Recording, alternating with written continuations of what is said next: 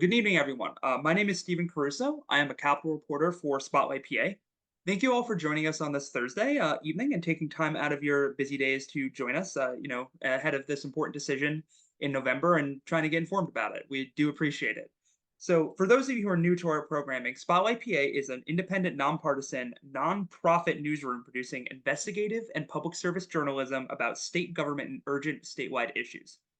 We can't do any of this work without you, our members, and those of you who support our efforts.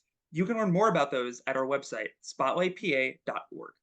Before we get started, a few housekeeping items. Tonight's events will be recorded and posted on our website tomorrow for those who could not join us tonight. Thank you to everyone who submitted a question in advance. If you'd like to submit a question during the event, you can do so with the Q&A section at the bottom of your screen. We'll try to get to as many of those as possible. And I also just want to jump in and say, we don't have any of the candidates here. We got some lovely pre-prepared questions that were directed towards the candidates. I am not a candidate for office. Chris Bork here is not, well, I'm getting ahead of myself, but Chris here is not a candidate for office, but we're going to try our best to get to them as possible. So, more than your presidency, as you know if you're here, is on your ballot on November 5th. Also up for grabs among Congress, the US Senate, state legislature are three offices: Pennsylvania's Attorney General, the State Treasurer, and the Auditor General. All three of them don't get as many headlines as even state legislators do, I'd argue, but they play important roles in how our government prosecutes crime, pays its bills, or analyzes how the state spends its money. They're also often a preview of candidates you might see on your ballot in a couple years. Names such as Bob Casey, Tom Corbett, Josh Shapiro, all of them held these offices and had these titles before they went on to higher office and are made important decisions or make important decisions. And that's just a few of the folks who were successful. So, that's kind of what we're dealing with here. And to break this all down, I have with us Muirbo College professor, pollster, and professional Pennsylvania political knower, Chris Borick. So thank you for joining us, Chris, today. Oh, thank you so much, Stephen. It's such a pleasure. Thanks to you. Thanks to Spotlight PA, who I absolutely think is a cherished asset for Pennsylvania, to hold all the work you do, but holding events like this, and in particular, row offices, which in this heavy season might get squeezed out, as she said, to give some time to important elections that voters are going to have a real choice in Pennsylvania. Absolutely. And I just have to ask, sorry, I realized I cut off your face as you were talking, but I just started a slideshow. But Chris, just the one thing is, did you ever think you'd be asked to spend an hour in the year of our Lord 2024 with so much on the ballot just talking about these races? No, I didn't, Stephen. I'm happy that I have been, and I'm happy that you and Spotlight have taken the time to do this. But it is such a crowded field, right? And we're the premier presidential state. We have a high-profile Senate race. We have major contested House races in the state, a number of them. The state House is in play. The state Senate's in play. It's as full of a ballot as you can ever imagine. But you have three other races at the state level that are also likely to be very competitive and have meaningful impact on governance in the state. So I'm glad I'm included in this time to give those some consideration. And also, I'm realizing we have this term that we've had two people, Janet G and Kathleen O, ask about. It's right staring everyone in the face. Row race, row office. Do you know why are they called row offices? Just to defog a little bit of jargon that I think we use regularly here in politics. Yeah, it's a wonderful departure question, and I'm great that some folks asked it. I think the historical background is that they always happen to appear in a row on state ballots. They're elected at the same time every 4 years, happen to be in presidential years. And after the presidential candidate, and if we do have a Senate race, these offices are next. So they appear in a row. There's some other places that used row offices for local offices, that might be in the same building in a row. But I think the Pennsylvania context has historically been that they appear on the ballot in one row of elections. Mm-hmm. And so, row offices, we're going to start with what I think everyone would agree, the most important, the Attorney General. So, they're known as the top cop, Chris, and I was hoping you could start off by telling us a little bit more about what the Attorney General does. Yeah, the top cop's a good word. So this is the highest legal law enforcement official in the state of Pennsylvania. They're not appointed, as obviously we're talking about an election, which is a really important aspect of it. So they have some independence, which we often value in or legal systems. And they do have, as you see on the screen here, enormous powers to enforce state laws, to decide, approaches to enforcing state laws. They, for example, can have kind of wide ranging what we might call crusader agendas in terms of how we might approach the criminal justice system in general, in addition to the day-to-day work of prosecuting state crimes that we could talk about. It's a substantial, powerful role. A lot of folks are in the state are familiar with their local legal offices, their attorneys within their various counties. This is kind of taken to the next level of the state, and it's significant. It works with other law enforcement officials throughout the state at the county level and the local level, but it's a wide-ranging, important role that has led, as you said, Stephen, to high-profile candidates that emerge later at the governor level. Most recently, Governor Shapiro, and to before him with Governor Corbett. And correct me if I'm wrong too. I mean, they hand like the stuff they handle is high profile. I mean, I'm thinking of the grand jury report on Catholic Church sexual abuse by priests. I mean, they've investigated Sandusky. They have gotten involved also on like conservation issues. I think there's even been a settlement with Ticketmaster over Taylor Swift tickets. Like they do all their fingers are in a lot of places. Correct? Yeah, that's a great way and those are great examples for folks tuning in that everybody in Pennsylvania knew of the importance of those, the church scandal, the Sandusky scandal at Penn State drew enormous attention, and they were largely centered through the Attorney General's office, as you said. But when you talk about things like Ticketmaster, those are often part again of a vision that a particular attorney general might have for what the office should be doing. You mentioned conservation and where the attorney general office. So it could be sometimes viewed, depending on who's there, more narrowly. Hey, we got to prosecute these cases that are before us. Sometimes they'll be in this expanded vision of what an attorney general's office should do. And it's always interesting during a campaign to see how the candidates might frame their vision for where they would take the office. And I think in this year, you could see some differences in the two candidates that we'll eventually chat about. Mhm. And I want to jump in with one other thing too. We've gotten a few questions, so I'm gonna run these down as we kind of go through. We've been asked like, what are the qualifications? So for Attorney General, the Constitution is actually pretty clear about two. There you have to be 30 years old, and you have to be a member of the bar. Now it doesn't say what you've done with said bar membership, but you just have to be a member, which I imagine is probably pretty consistent for Attorney Generals across the board. Um, all right, and then to keep talking, sorry, Chris. So the office is currently held by Michelle Henry. She was a top deputy to Shapiro. Shapiro appointed her to the position upon his leaving. She is not running for election, and if I'm not mistaken, this is sort of a kind of traditional thing where if the AG leaves office, they might appoint a placeholder who promises not to run for re-election. Right, Chris? Yeah, that's pretty common, Stephen, in a number of offices like this that the terms are finished out by a placeholder.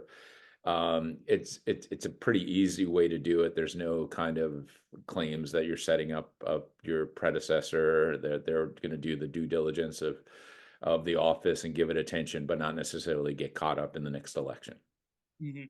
And so six total candidates are pursuing this post. We're going to focus throughout this on the two major party candidates. There'll be Republican and Democratic candidates. I'm going to mention them, the other candidates, but I want to start with, the Republican is Dave Sunday. So, Chris, what do we know about Dave Sunday? Yeah, he's a from York County, York County prosecutor. He is someone that I think, as you look at his campaign and the way he's framing it, is very interested in these classic prosecutor prosecutorial elements of the office. That he sees the role as a primary function for taking on those tasks.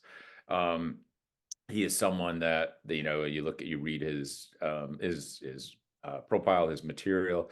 He wants to take on salient legal challenges in the state. The opioid crisis, for example, is one thing that he's regularly stressed in his speeches and his literature, and his website material. And I think that kind of weaves together. You want broad, big issues to tackle when you're in a campaign, and that opioids certainly meets that standard in the Commonwealth. But also that you tie it to your particulars of your office, and prosecuting, people, fentanyl dealers, or folks that are trafficking in opioids and fentanyl, and making that a clear priority. But I think that's a representative example of how he'd want to handle the office. Often we see these juxtapositions of candidates that have a lot of prosecutorial experience, and he does. Sunday has significant, and sometimes candidates that have very little in this realm. For example, Josh Shapiro, when he ran for this office, didn't really have a deep history of prosecuting crime, and I think Sunday wants to make this as kind of a trademark of his campaign. Mhm. And I like that you focused on opioids because yeah, I think Sunday's really focused on that. He's also kind of talked about being a DA, he tried to fight gang violence and gun violence in New York. He's pointed to some success in that, decreasing rates. And I believe I'm not going to remember the term because of course I'm not a PR expert, but it was something effective like he wants accountability and redemption, something a balance of that. And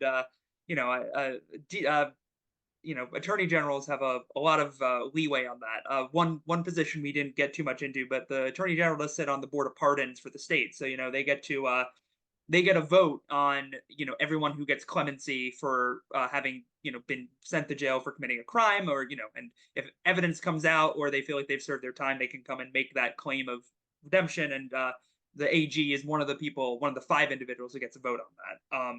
Just wanted to throw that in there. So the other candidate who I had to jump over, but it's actually fitting. You got a preview of him, and a lot of people have had a preview of him. It's Eugene DePasquale, a Democrat. So, Chris, what do we know about Eugene? Yeah, as you mentioned, it's a name that's probably going to be familiar to Pennsylvanians because he has served in office as the Auditor General of the Commonwealth, and has already won statewide office. So he's looking to move to another row office, which we've seen, but not all that common in terms of Pennsylvania history. He's also run for Congress, I believe, in the 10th congressional district a few years ago, and did not win that office. He won a very contested primary last spring on the Democratic side. That was one of the most crowded fields, and he didn't, interestingly, raise the most money in that race. We often associate statewide success with that. He wasn't even near some of the other candidates, but really was able to win rather easily in a crowded field. Maybe perhaps we talk about Pennsylvania geography. He's a Western PA candidate with a crowded field of Eastern PA candidates, which is part of our dynamics. And while he has, if everybody can read his his campaign agenda and what he'd hope for in the office, I wouldn't call DePasquale, a crusader in terms of his pitch for the office, but I think it's a little more wide ranging than the way you might see it framed from Sunday as a candidate.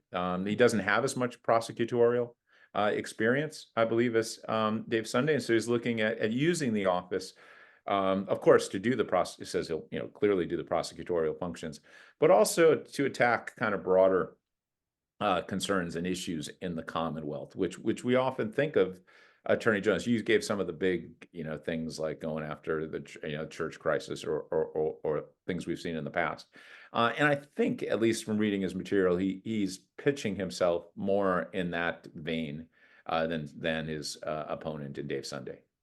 Yeah, I mean, it seems like DePasquale's focused a lot on some of the issues we really associate with Democratic candidates this cycle. I mean, he's talking about I will defend your ballot, I will stand up for abortion rights. I believe Dave Sunday has said that he doesn't see the state constitution as protecting abortion rights. It's currently written. That's a debate that's in front of the state Supreme Court. So in many ways, it does feel like DePasquale is kind of focusing on a lot of those like very like those national democratic trends that he sees as fitting into the office. Correct? Yeah, that's a really good way of framing it, Stephen. I'm a political scientist, of course, and we talk about things like nationalized politics, when you take national issues and apply them in state and local races. And I think the way you describe DePasquale's platform, it really does align with that. You could hear terms like you said, voting rights, reproductive rights, making sure those things are protected, don't differ all that much than you'd see in a congressional race or state legislative race. So that's part, I think, of as I guess I described as this broader vision of where an attorney general, sometimes people use terms like a more activist attorney general, right? Mhm. Uh, and I don't know if it doesn't seem particularly uh, progressive. It's more, I would say, centered in kind of mainstream Democratic politics right now. Mhm. And I will jump into now that we're going to move on to the state treasurer next, but there are four minor party candidates within this race. There is Eric Settle of the Forward Party, that is Andrew Yang's backed a moderate party. There is Justin McGill of the Constitution Party. They are a conservative, they're a conservative third party that's active in state and national politics. Richard L. Weiss of the Green Party. They're a more left-wing environmentally focused party, and then Robert Calburn of the Libertarian Party. They're the I think every libertarian. I think is the only one I don't have to feel like describe to people as much. All right, so next is the state treasurer, Chris. So, I mean, this feels like almost unfair, but how would you simply describe what the state treasurer does? I guess we do have a panel to help. Sure. Yeah. The state treasurer's office is what most people, I guess, it's fairly self-explanatory, right? Pennsylvania has billions in dollars in funds, both in its operating budget and its investments. And somebody's got to be the overseer of that. And that's what a state treasurer does. They manage the operations, they manage the investment, which is often overlooked. It's become a bit of an issue in this particular race.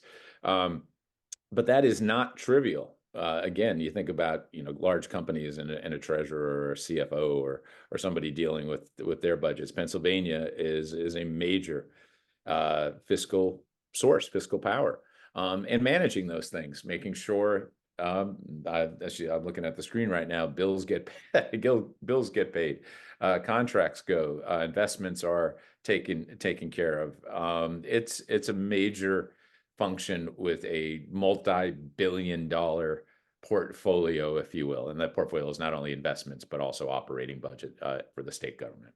Yeah. And I feel like, pensions, I don't want to put anyone to sleep, but they sit on the state's pension board. Teachers pension fund, for instance, is they have $60 billion, I believe, to invest as they see fit. And in that case, the treasurer just one vote. But I mean, that's a large chunk of money that they are deciding how to use it to safeguard the futures of Pennsylvania's, teachers and public servants. Oh, that's a great point, Stephen. And it's an understatement to say, that's not, it's incredibly important, right? It's incredibly important for the state and lots of workers in the Commonwealth. Mhm. And then also, we the qualifications.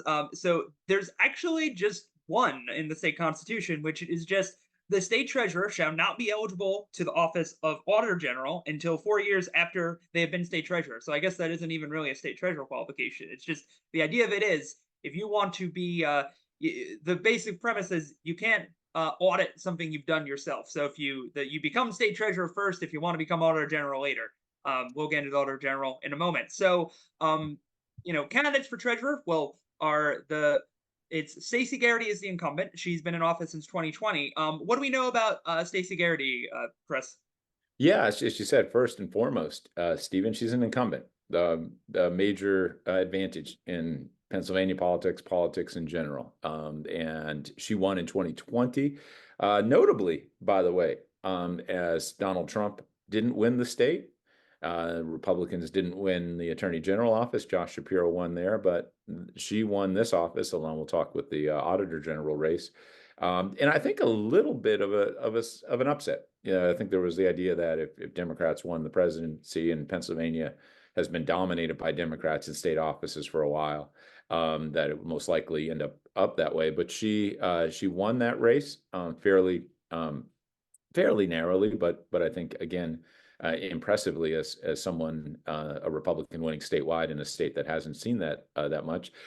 During her term in office, things that she's highlighted, or what I think she's kind of trumpeted, is that she has this very clear, kind of focused, I would say narrow, but I don't say that in a negative term, view for the office, that she wants to not really having an expansive role, again, not kind of a broader vision for managing the state's resources, but a much more limited, focused role on the core functions of the office. And she, again, won her nomination this spring in an uncontested Republican primary, and is positioned to run for a second term. I like how you're bringing that up because I feel like it gets into something we might kind of talk about later. But like these role offices, kind of very circumscribed roles, and it almost feels like the choice between running is: are you going to mostly stick to the role and try to make sure that you're dotting the i's and crossing the t's, or are you going to see if you can use that role to expand it? Get yourself out there, and both for the benefit of Pennsylvanians, but also perhaps for your own political benefit. Correct? Would you think that's a fair way to describe it? No, I think it's fair. You read her materials, and look at, I mean, she highlights, for example, what you would expect a treasurer to do: savings, and efficiency of investments, and return, things that we would associate with a treasurer's office. No kind of broad sweeping. So a treasurer, right, might say, I'm pushing for really significant reforms in the process, or significant changes in how the office is managed, or how it might be constructed. She hasn't made those kind of proposals during her office. I think she would highlight that she's kept the core functions moving smoothly. She's made savings. She's returned. She would, I think, if you look at her material, returned assets to Pennsylvanians that were belonging to them, that were unrecognized or unclaimed, and that she's delivered on the job, on what we would expect a treasurer to do. Yeah. So, excuse me. Garrity is facing off with Democrat Aaron McClellan. So, Chris, what do we know about Aaron? Yeah, Aaron McClellan, I think, is someone that certainly has got some attention in Pennsylvania during this year. First of all, by winning her Democratic primary this spring. It was a contested primary. She was running against Representative Ryan Bizzarro from Northwestern PA. And I think most individuals saw Bizzarro as the favorite in that race. He had endorsements, some strong support from other Democrats in the state. McClellan did not have that level of institutional or structural support, but she won the race fairly easily. And you could ask, what were the factors that led to that? Was it geography again? She's, an Allegheny County candidate, maybe, as opposed to someone from a less populated area, and people would recognize those aspects. Nonetheless, she won the race. As you can see on the screen, her background is, and this is, as you mentioned, you don't have to be a CPA to be the treasurer in Pennsylvania. It's not a requirement. So it's just the requirement you said. Her background is in counseling and education. She's run for office before in the state, but you read her literature, and again, as I might be coming up with a theme here, Stephen, it's a little more broad-based in terms of how she might want to approach the office, a little bit more with a broader vision for what you could see treasurers doing and where they might be involved in state politics, than the way Garrity has framed her work or her campaign.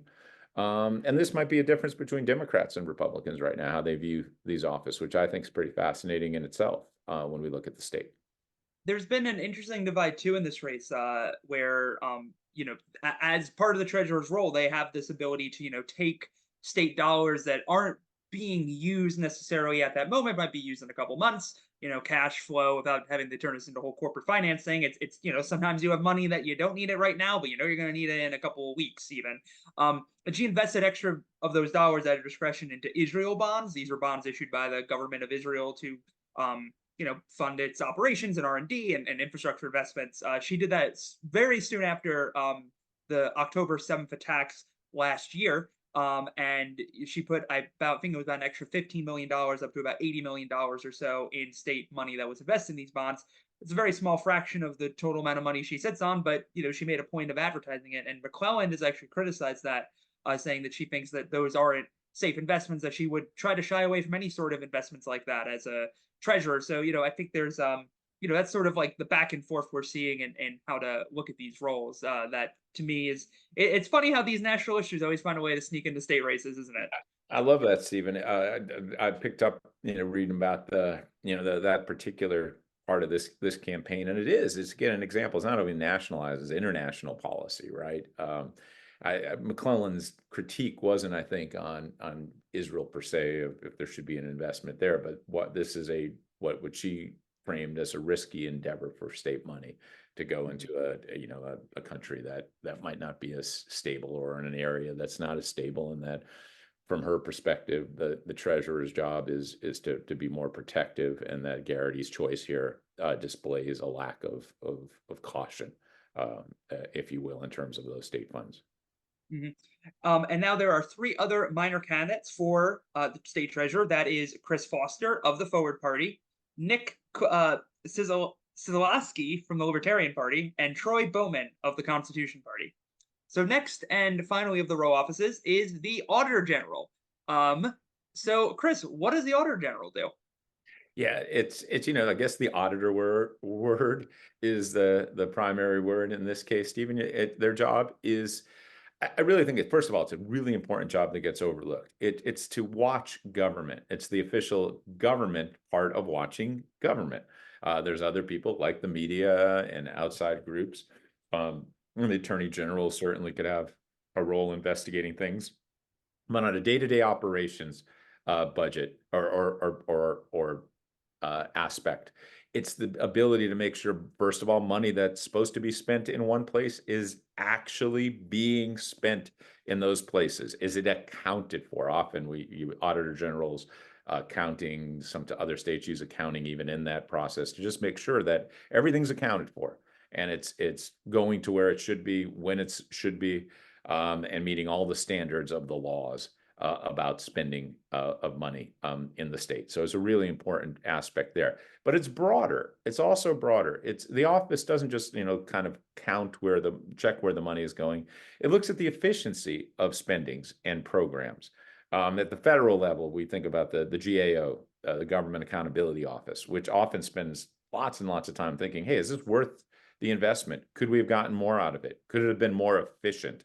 And in Pennsylvania, the Auditor General can play that role. Again, we'll talk about this based on the individuals in the office. They might see a more wide ranging view of those kind of program monitoring and evaluation, or they might see a more narrow view that, hey, my job is to make sure that money's being spent where it should, and I'm going to put my investments there. So and as I mentioned, qualifications, the main one is just you can't have been the treasurer before. And none of our candidates have been the treasurer before. So with that, the incumbent is Tim DeFore. Uh, and so what can you tell us about Tim DeFore, Chris? Yeah, so Tim DeFore, like Stacey Garrity, won in 2020 as another a Republican in a year again that Joe Biden won the state. Is kind of what I was mentioning before with before, and you look at how he has described himself and his term in office, Stephen, is that he's very interested in the core functions of the office, of being clear, that he's going to do the due diligence of making sure state money is being spent properly, that it's allocated for, and that all the rules are being followed. He's not been particularly interested, and this is in his own approach, I think, in his own words, in expanding the roles of the office very much. In fact, he's contracted the roles to a degree in the office, farming out some of the auditing of education programs in the state back to the state education department rather than having it housed in the Auditor General. He says it's just better, and that by itself is a little rare. Usually, folks in director positions like to accumulate there's power within the office, and he kind of pushed it aside.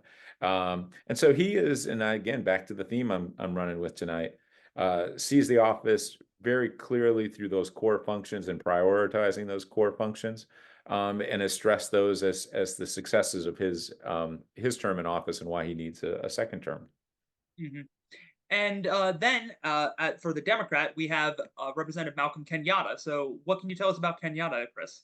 Yeah, Malcolm Kenyatta is a state rep from Philadelphia. He is someone that has had a major and increasing profile in Pennsylvania politics. He ran for the U.S. Senate nomination of the Democratic Party in 2022. That was eventually won by now Senator Fetterman. He's from Philadelphia. He is an openly LGBTQ member. I also, as the screen also says, Assembly's first openly LGBTQ member who is a person of color. And his view, his view, this is as big a contrast as I can get from before. Malcolm Kenyatta has this sweeping kind of broad vision view for the Auditor General's office. He's a very progressive individual in terms of his politics and his positions and policy efforts, and he sees the Auditor General as a place to be much more aggressive in using, as I talked about before, program evaluations. Not that he doesn't, say the importance of all the core Auditor General functions, but also to look at the effectiveness and the equity and the efficiency of programs in the state to make sure that they are delivering as best possible to the constituencies that they're supposed to serve. And so he has a very, I would say, different view on the office than Tim DeFore. Yeah, and I want to say too, like with this office, in the past they have audited everything from road and bridge funding, how many bridges are of misrepair, to the delay in this Department of Health analyzing rape kits, to the how are crisis pregnancy centers using state dollars, to the state plane, how it was used by former governors. So there's a lot of things they can do, and they can also do extremely wonky things, which I think we'll get into with some of the questions. One of which I will probably save you from answering, Chris, about pharmacy benefit managers. But I with that we've kind of run through some of the candidates, so I do want to kind of ask like um one more question. And First off, let me just I'm going to put this here for a moment, everyone. If you just so you know your dates on the general election when you have time to register to vote. But Chris, as folks are taking that in, we haven't talked about it, but on all of the slides we've had campaign finance information for a lot of these candidates, and it seems to me like there's these races aren't going to attract as much money as U.S. Senate, because I think I'm on safe ground to say not as much is at stake in the Auditor General race as the potential 50th vote or 51st vote in the U.S. Senate. But they're still attracting money. Unions, trial lawyers for Democrats, and Jeff Yass, the Montgomery County billionaire who's really made his stance on state politics known through his dollars, putting a ton of money in the Republican primaries. Uh, that that seems to me at least indicate that folks are paying attention to these races, and should voters be thinking about who's spending money on these races? Yeah, I think it's a wonderful point, Stephen. I kind of refer to these offices, particularly Auditor General, Treasurer positions, as good government offices. We think of them as their job is to make sure that the rules are being followed, and the Treasury and the finances are all accounted for, and that by itself is major function, right? To make sure government's running the way it should fiscally. and program wise. But as you allude to, a significant that the amounts that you put up on the screen there, as I was looking to, aren't trivial amounts. We're in the millions of dollars to these races, and we take it all together. And you say, well, why would people invest in these races? Maybe it's a belief in good government. Maybe it's a belief that they want, they like the approaches that are being used. But there's also partisan benefits and values that come with those donations. As we talked about, the differing viewpoints, where these people might interject their offices as attorney general or a treasurer or an auditor general, that have overlay with our political beliefs, our ideological beliefs, our partisan worldviews, right? That we have. And so if you want a more visionary, active government, you might look for candidates that are running on those approaches. If you like the idea of pretty limited functional roles for these offices, that might allow you to invest. I'd be naive to say that for some individuals too, just how engaged those offices are in certain aspects of life in the Commonwealth may have direct ramifications on their businesses, on their interest, on their professions. And so they see this as a place where they want to invest their campaign contributions. Mhm. All right, so with that, I'm going to stop sharing my screen and hello everyone again. And we are going to get to some audience questions because I think we've gotten a lot. So I feel like this kind of dovetails, but Chris, we got this from Terry and Don R. Which of these positions do you feel has the most impact on our daily lives?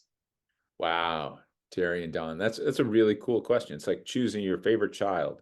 Uh, they're all important. I'd probably lean to the Attorney General's office. Um, it's the office, the types of work that's done. They're all important. They're all key in state government. But the Attorney General, because of the scope and the magnitude, also the size, the budget, the staff, a whole bunch of factors. I think its reach is probably the biggest into the state.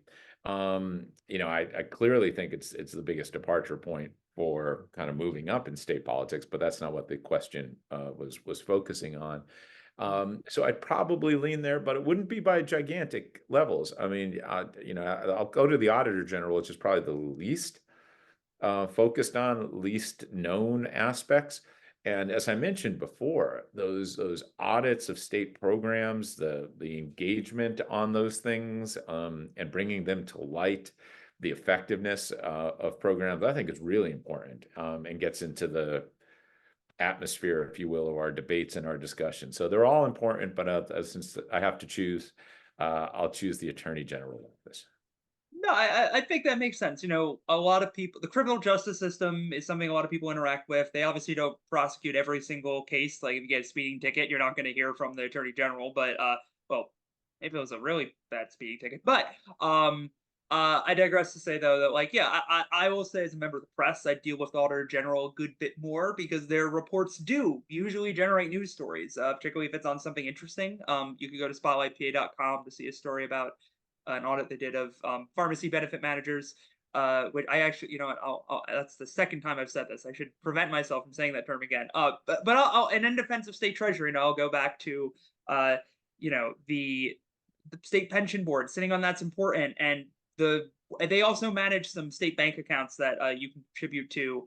They're like tax-free saving accounts for sending your kids to college. Or if you're a person with a disability, you have an ability to put money in there, and you can use it for said purposes. So that's to say, Terry and Don. I mean, I think Attorney General sounds like the consensus. That was Chris's answer, but all of them have some impact on your life. That's why these positions exist. So, all right, Chris, I'm going to give you a tough one. How can the candidates improve accountability and restore trust of elected positions? Wow, it is a great question. These are awesome questions, not unexpected given the audience that would come to a spotlight event. In essence, I think, and you could maybe reiterate this, Stephen. It's how could they these particular office restore trust in broader elected officials or their positions? Say it one more time. What we had, this is from Corey F. How can the candidate improve accountability and restore trust of these elected positions? The these makes me think perhaps in these specific positions, but I think I would say,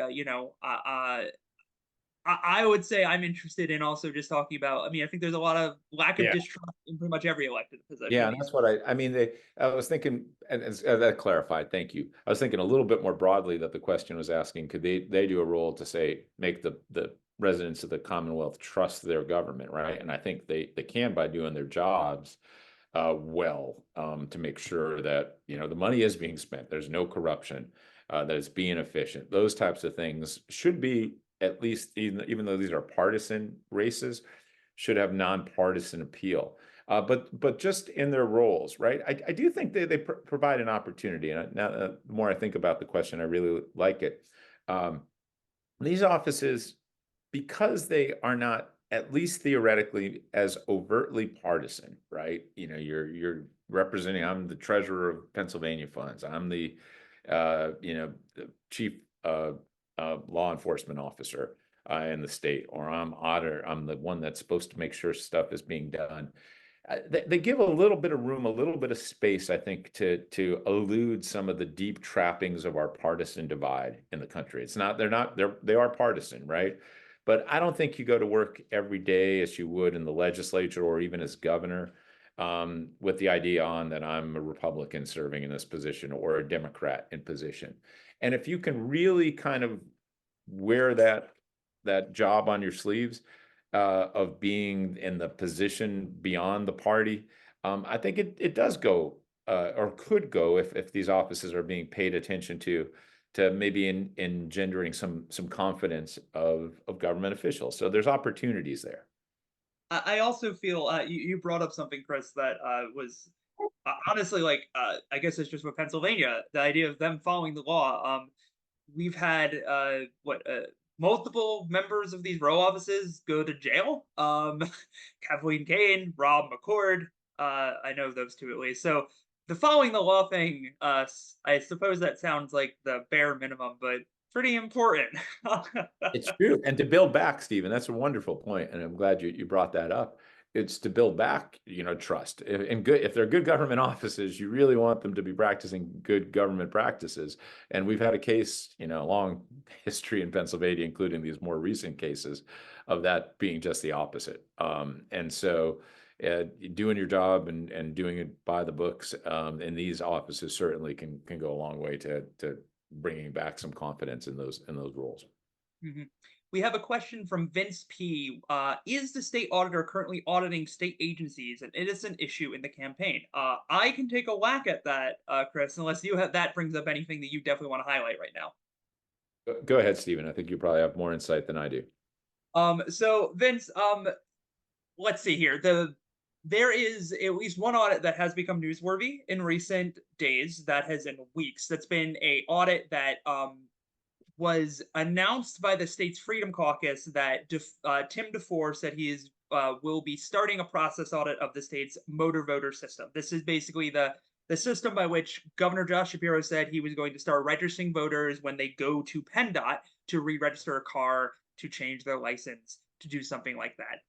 I do think it's noteworthy. I mean, DeFore himself didn't announce this. It was announced by the Freedom Caucus, including State Representative Don Kiefer, who had said that they have requested this, and then they put out a press release saying it was happening. DeFore's office has confirmed it. This is noteworthy. The Freedom Caucus is extremely conservative. They members of it have, in 2020 were among the members who were trying to talk about, looking at Dominion voting machines, putting information out there that was trying to cast doubt on the result of the 2020 election. DeFore has acknowledged he's doing this audit, but he said, it's not going to be done before the election. He said, this is just a normal audit that I feel like should be done of a state program. But also, it is coming a month and change before a big election, and I'm expecting to maybe hear more about this. So that is definitely an issue that I could see as coming up. Otherwise, though, I mean, you know, uh, current audits are not as like they usually don't advertise them, but I mentioned pharmacy benefit managers or something he's auditing. That's a um or audited. That's basically just how much money was the state giving away in fees to these middlemen who help get pharmaceutical drugs in the hands of people who are on the state's Medicaid program. I mean, the DeFore also looked at from 2020 the state's business waiver program. This was by the program by which Tom Wolf handed out his administration let some businesses reopen early or just like because they were life sustaining basically from COVID lockdowns. And he found that that program was confusingly run and made it difficult for business owners. So, that's a little taste of what the Auditor General does. And truly, it's an office that has a very wide reach. And Chris, I'll say we've got a lot of questions about the Auditor General office. So I think we are not alone in finding it fascinating. I'm going to jump into some more unless there's anything you want to add. No, that's great. So we also had, let's see here. Uh, what investigative powers does the Auditor General really have? Any examples of real impact? Chris? Yeah, I mean, Stephen, I'll just bring in your examples, right? I think they're timely. The investigative powers, there's some significant discretion on the part of the Auditor General of where they are going to invest. Same with the Attorney General, right? Prosecutorial discretion of which cases they try, which cases they bring forward. It's enormous power in the office. And while people might understand that with prosecutors, the Auditor General would think, well, don't they just kind of follow the thing? No, they get to decide. The example that you gave with looking at the motor voter laws, I think is a prime example. And I think that is loaded, by the way, in an election season. I can understand why DeFore might be kind of dancing around that and not want it necessarily tagged to him. But it's an example of where you can go. You could look at these at these kind of broader laws and interpret, make evaluations of them that get into the public discussions. And this could be, again, where do you choose to put forth the powers of the office? What kind of programs are you evaluating? I imagine you might say it's I'm going to use a term like target rich environment. There's lots of programs. There's enormous amounts across the state. Why are you focusing on any one at any given time? And this kind of loops back to my conversations about or my thoughts on why it's important for those offices to make clear cases when they do decide to prioritize something. Does it look overtly partisan, or can you make the case? I think in the idea of the motor voter law, I mean, while you might certainly be interested in how it's being applied and run and effectiveness, there's also really big kind of partisan questions there that make it fraught to engage in, especially in an election year. No, absolutely. One question I remember seeing this in a few questions is I just want to throw out too as we also wait for a few more questions to come in is just you know and we were talking about these offices. There's not a lot of qualifications. Attorney General has the most rock solid. You have to be 30. You have to be a member of the bar. You know, Treasurer and Auditor General is just this question of order. So you basically don't end up auditing your own actions. Like do you think? I mean, DeFore is an auditor, for instance. Kenyatta has just been a state rep. But Dave Sunday has been a prosecutor, and Eugene Pasquale hasn't prosecuted a case. Like, do you think?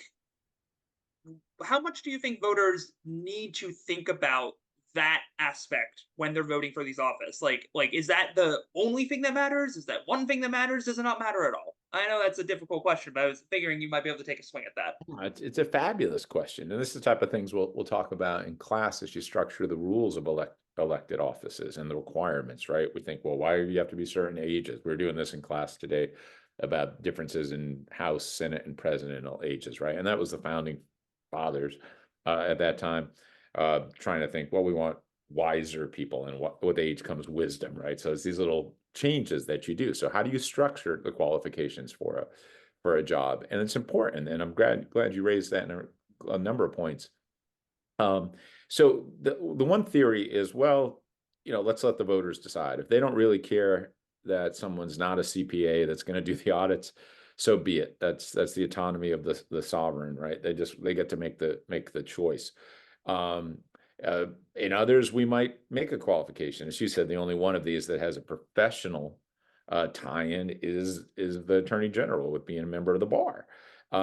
You could easily have done the same thing with a certified public accountant or for the auditor role or treasurer, right, or whatever you want in for those positions.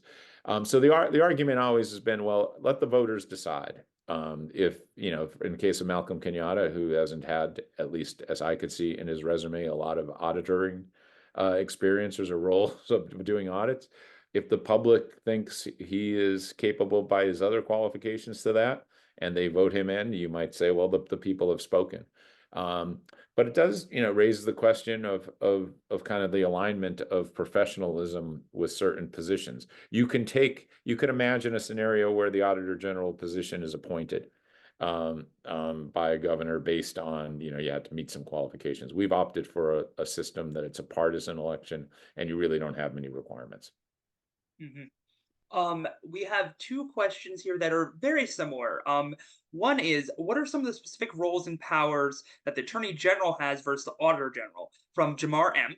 And we also have from Penn H. What, kind of drilling in on the Auditor General's power. You guys really are in the Auditor General office. Thank you. But a question on the Auditor General's powers: subpoena, grand jury. Does she have investigating agents? Can the office file criminal charges? Chris, I have a few thoughts on this, but I want to give it to you first in case you have anything you want to, jump in on. No, I'd love to hear your thoughts. I'll just say they are the major difference, right? Is things like prosecutorial. The Auditor General can't, right? He can't. They have a lot of powers to oversight and subpoena and do all the things that you could to do this. But ultimately, prosecutorial power rests with the attorney. The treasurer can't prosecute anybody either. It's housed in that office. They could act, right? Mhm. The attorney general's office could act upon things that have been found in a auditor general's report, and they could work in conjunction. But ultimately, that process, if I heard the question right, rests with the attorney general's office. Yeah, and that's exactly one of the things I was going to say. So the Auditor General does not have the ability to file criminal charges, but they can refer things to the Attorney General's office if they think they found in the course of an audit something that should be investigated. Now, as for the question of subpoenas, the Auditor General doesn't have subpoena power, and this is actually a big debate. Their office has asked for the legislature to do this for a while, but they haven't. And I will say, one thing I would highlight, that I think matters in this is with the Auditor General's office is historically DeFord was the first Republican to hold that office once he won election in 2020. And I want to say about 12, 14, 16 years. There were three straight Auditor Generals who were Democrats. And the General Assembly has typically been run by Republicans. So I think they never felt too much desire to give it extra resources to hire more investigators. They do have investigative agents and auditors, or give them subpoena power. Or just in general, give them more money to, hire more staff. And I also wanted to just, yeah, and so that would be the main thing I'd point out is the Auditor General, they kind of just have a microscope that they can walk around and shine a light on things. Though I should note too that they have things they have to do, and I think the balance of the office is they are statutory required to look at local pension funds. They are statutorily required to make sure that volunteer fire departments aren't misusing dollars. They are required to look at certain things on a biannual or further basis. Like they do have to conduct certain audits, and I think the job is trying to balance those things they are required to do, those due diligence audits of basic government functions, with the places that they might want to take the office to look at, the analysis of rape kits, a gubernatorial program because of the pandemic, or what have you. And I think it's tricky, but that's the best way to describe it. Actually, We it's have great. oh, Oh, I'm sorry. sorry. No, first of all, thank you. When I think of the office, their ability to request information, the ability, as they're doing an audit, and that whoever they're investigating within state government has to be forthcoming, right, with documentation. But I think, you corrected me, and I should stand corrected that the official ability to subpoena, right? Subpoena would be different than having obligatory requirement to share, your government documentation, right? Your financial things, if you're auditing a state department or something, which I always thought the Auditor General has that authority to do, say, okay, present your information, but I guess it shouldn't be considered, as you said, a subpoena. So really great point. And I It's learned yeah, it's something. very interesting. It's a very interesting office. It's always fascinating me. Maybe it's just because like I'm a reporter, and it feels like I sometimes just do auditor generally things. And then we had one other question specifically. Does any candidate for treasurer advocate for moving investments into more sustainable or green investments, or away from fossil fuel and extractive investments, and financiers of the fossil fuel and extractive industries? That's also from Penn H. Chris, do you want to take a swing at that? I have one thing I can point to. But otherwise, do you have any thoughts? Yeah, I look through, their positions on this, and McClellan has some kind of broad statements on this. I don't know if it would actually apply to taking the state out of investments there. Maybe I missed something, Stephen, that you have more details on. No, I actually can't speak too much to McClellan's positions. I do know for a fact though, Treasurer Garrity back, I believe in 2021 or 2022 at one point, signed on to a letter during the height of some of the Republican concerns about ESG investment, the equity and I can't remember what it stands for, but simply the idea that investors might move away from climate change inducing investments and she basically called on banks that did that to that she said she'd pull state dollars from them, which would I think total billions of state dollars sitting in bank accounts with very large financial institutions. So she did sign that letter.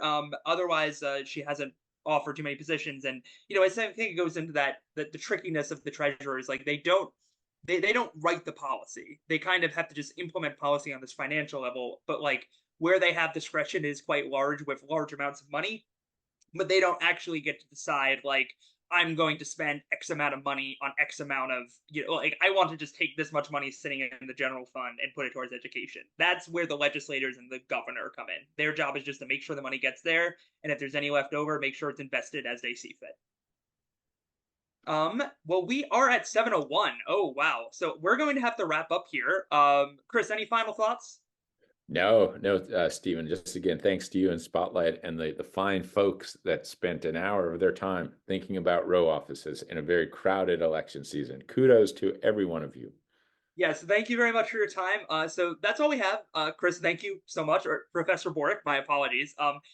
If you want to find out more about Spotlight PA's events, you can go to www.spotlightpa.org/topic/events. You can find more of our election coverage by going to spotlightpa.org/elections. If you have any questions or comments, please send them to us at events@spotlightpa.org. And just once again, thank you for spending your time. And I'm going to stop talking because if any of you live in central Pennsylvania, I believe on one of the news networks, there's a debate between Dave Sunday and Eugene P. Pasquale about to start. So if you really want more, you want to spend another hour, go sign on there. Anyway, with that, thank you everyone very much for joining.